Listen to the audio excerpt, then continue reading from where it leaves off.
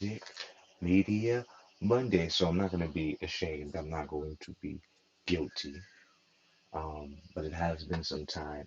And what I will say is I am excited to get to the place where we're doing this on a consistent basis, where, maybe weekly, maybe it's bi-weekly, maybe it's monthly, but we get a chance to get together and I talk to you about all of the good music, all of the good media that is soothing my loins internally and externally.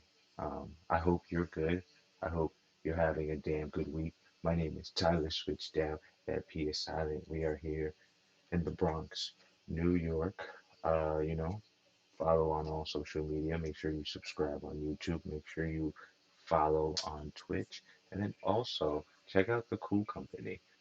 We do Saturday Morning Synopsis, which is a great show that I do with Mia on a weekly basis. It's also where we drop because the Saturday piece said so, which is all of the wrestling content that we do. So if you're into niche markets and into cool, passionate art like that, give us a subscribe, check us out. Now, let's dive into it because it's been one of those weeks where a lot of things have happened. And one day in those weeks, I really woke up with what I would call like a Kanye fever. I woke up needing an overload of Mr. West into my life. Um, you know, I don't know, my body might just feel like a Kanye album is right around the corner, so it's twitching, no pun intended. And I start feeling the need to wear all red and praying to myself and wearing Pharaoh chains. Uh, that's just where we're at. So I started off by listening to God is King and this Kanye Fever, and I'm not one of those people who thought God is King is bad. I actually really enjoyed listening to it, but it's one of those albums that I haven't really gone back in to rediscover, to really look at anymore. And there are some real high points to it. There are some real Kanye moments to it where I'm like, damn, this is the Kanye that I'm always looking for. He hasn't gone anywhere. There's some moments on the album that don't exactly do that for me, but one of the standouts for me is on God, and that hits all of the spots that I need for it to do. And Kanye always, his mixing is always different, and it's always bringing new sounds to my ear. So it's one of those albums that I think I can look back on and appreciate. From God is King, I went to Ye, which in my opinion is definitely one of those albums that people call underrated. I had a conversation in the studio with two people about it the other day, and they were kind of just laughing it off. And I'm like, they didn't see what I'm seeing. This is 7 songs. It's a short, concise album, but it hits all of those Kanye points that I need. And once it's done, I feel like I want to go back on and replay it. I want to listen to it one more time when I'm listening to the songs on the album before they're done. I think, oh, this song is too short. Can I replay it? But by the time the next song starts, I don't want to go back. And that's all I need from a damn good album. That's what makes a something feel like a masterpiece to me. Then from Ye, I went to Lotus, which is out of order. But like I said, there's something about those short Kanye albums that do something different for me. So I love listening to Ye and Yeezus back to back because when they're both done, I just want to replay them. But instead of replaying it, I went to The Life of Pablo because, as I said before, Kanye really can tell this story and he really brings you along from album to album.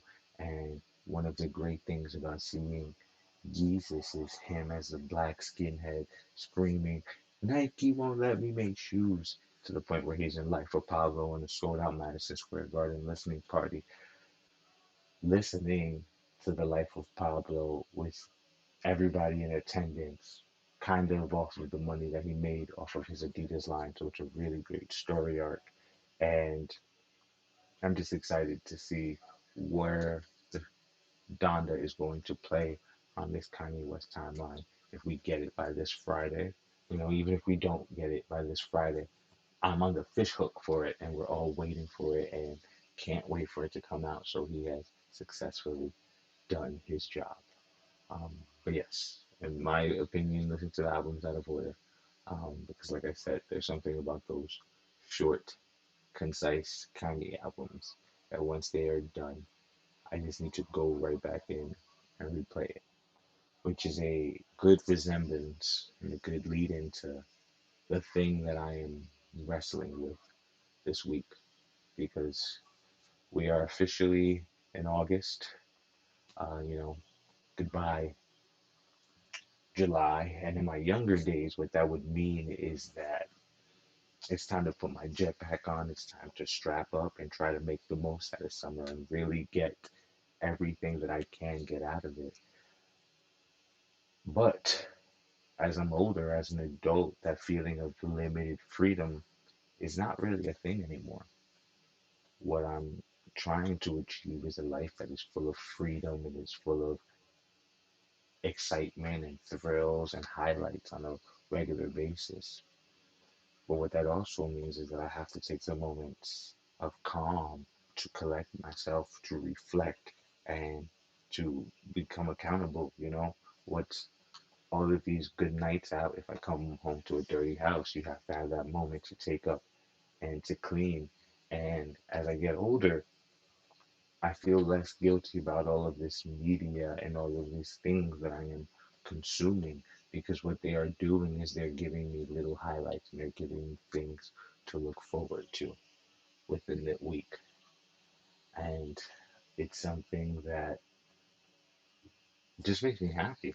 I can't wait to be an old person who sits in their couch all day and watches the damn good television that they enjoy. But let's get into what I'm actually watching. The first show I want to talk about today is a show that I really did not even think I was going to watch. I saw the trailer, and it was Excess Privilege, and I had no interest in it. But of course, I was wrong because it isn't an HBO show. It's an HBO show, and HBO doesn't do wrong, really, right? If it's on HBO, it's probably for a reason. And White Lotus is one of those shows. It's almost like Succession, which is another show that I think when I saw the trailer for, I wasn't that excited about, but keeps me at the edge of my seat, keeps me so excited. Mike White, who is, I mean, you may know him as Ned Schneebly from School of Rock. Um, he has really created this world. Um, I love I love Ned Schneebly in School of Rock. When I see Mike White doing the behind the scenes, talking about it, because I think he's a writer and the director of the show, I'm always like, why is this guy so confident? Ned Schneebly's a punk. He shouldn't be so self-aware and know so much about himself.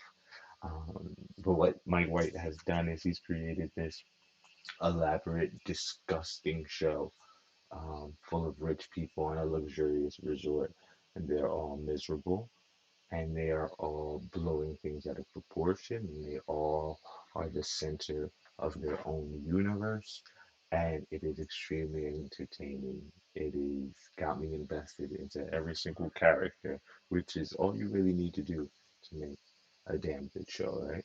I find myself squealing and like screeching as I'm watching it, which means that I'm in it. In it. There was a part in this week's episode that one character is eating another character's ass, and I was dumbfounded. My jaw dropped.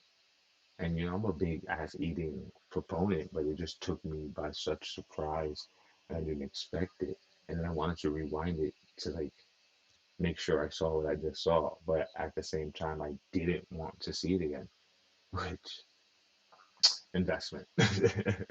It goes to show how you can be wrong about something at first sight. Um, and speaking of investment, it's a little sad.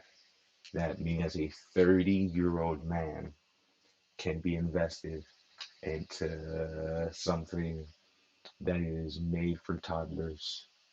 Um, but that happened this week. So I'm scrolling across Disney Plus and I come across this show called Meet Spidey. That is not it.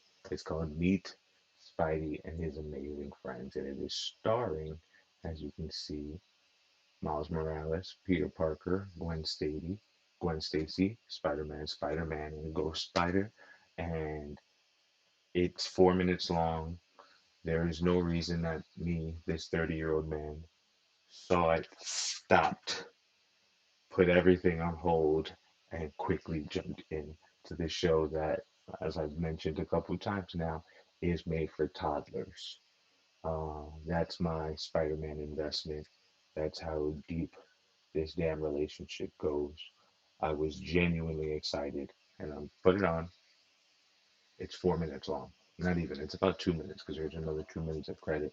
And I'm watching it. I'm digging it, and I'm so excited that the next generation is going to be able to get the same, feeling of Spider-Man that I'm feeling, especially at a younger age because I was like 8 years old when personally I got into Spider-Man. And then they get to this moment where Peter gets a nickname of Spidey and Gwen gets a nickname of Ghost Spider.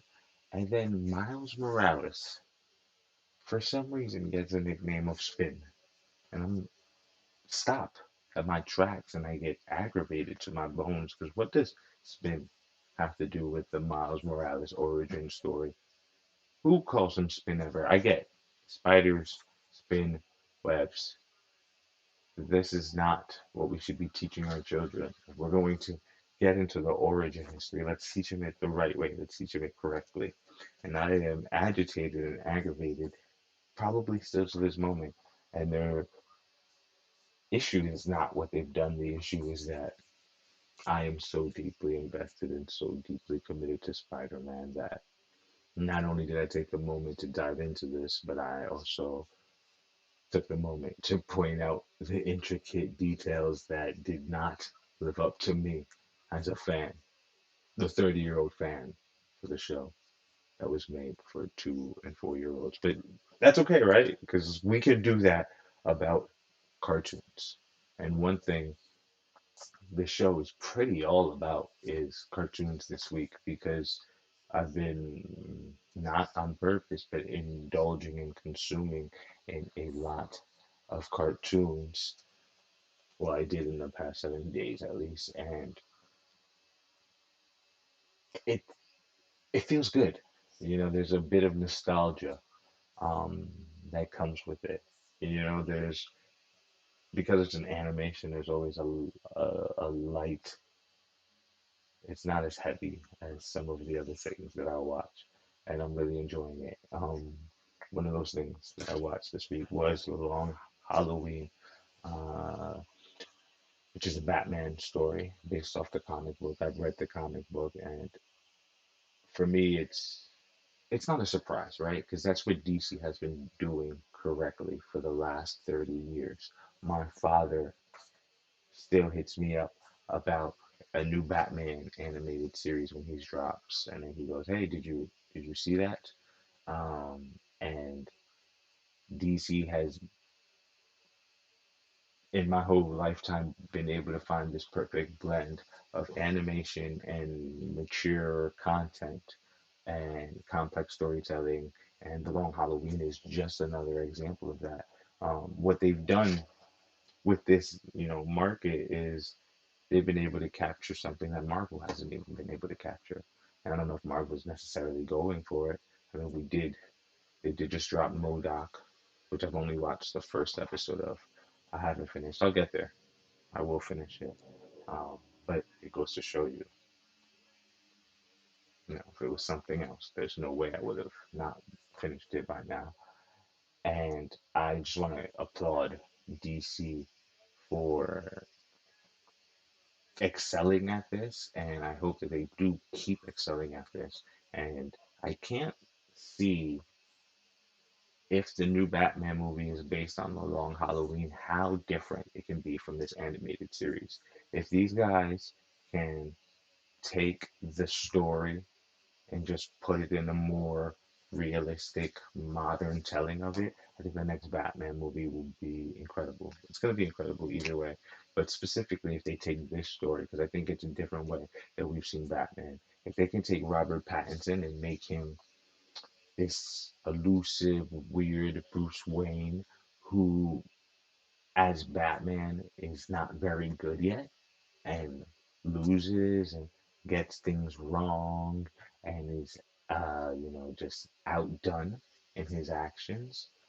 It's that year one, year two Batman. I think it'll be really compelling, and I think it'll also work with people's opinions of, Robert Pattinson as an actor. Right? People still see him as this Twilight guy who can't live up to it. So why not make him a Batman who is not exactly living up to the Batman that we all want him to be?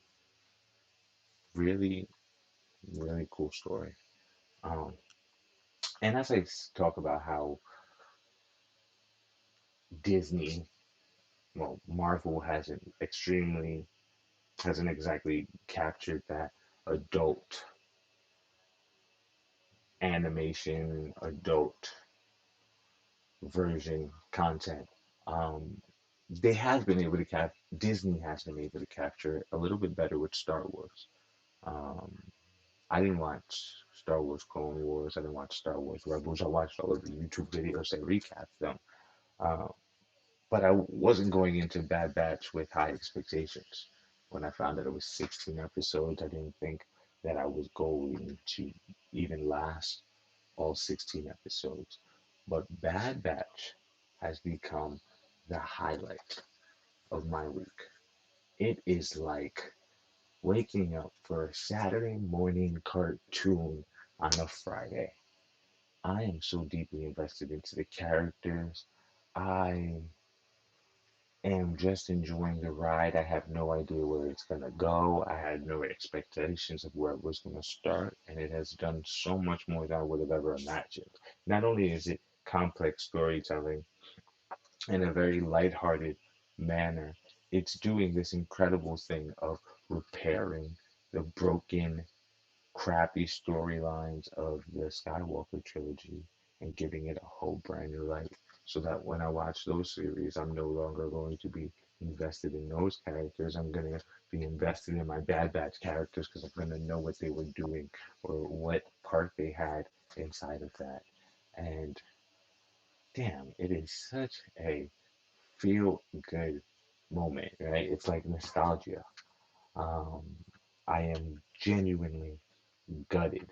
I'm genuinely sad that there are only two more episodes left of this 16-week arc. But I am so happy that I was able to have these moments. This is one of my favorite moments of summer. It's not only, it's also gotten me excited for Star Wars to come. Like, I watched an episode of The Mandalorian yesterday, just because I wanted to feel more of the world. And it's because it was lingering off of Bad Batch. So as I wait for the new Kanye album, as we wait for Suicide Squad, which also drops this Friday, um, I am making and taking effort into making the rest of my summer days resemble all of these cartoons that I talked about. Yes, summer is limited. The time, the weather is short, but I'm going to make it sweet, make it savory, take the best out of it. And you should too. Um, we have a long fall coming in New York. We always do. It's going to be a dark, twisted season, a red, dark, twisted season. It'll be a cruel winter, but I'm going to make sure I find those highlights and those high points that make me want to get up and do it all over again. And I hope you get to do that too. Have a great week. Be productive. Enjoy it. Keep your cool. I'm Tyler PSwitch Dow. Make sure you check out Cool Company. Make sure you subscribe and follow on social media. And if you enjoy the content, share it. Have a good one.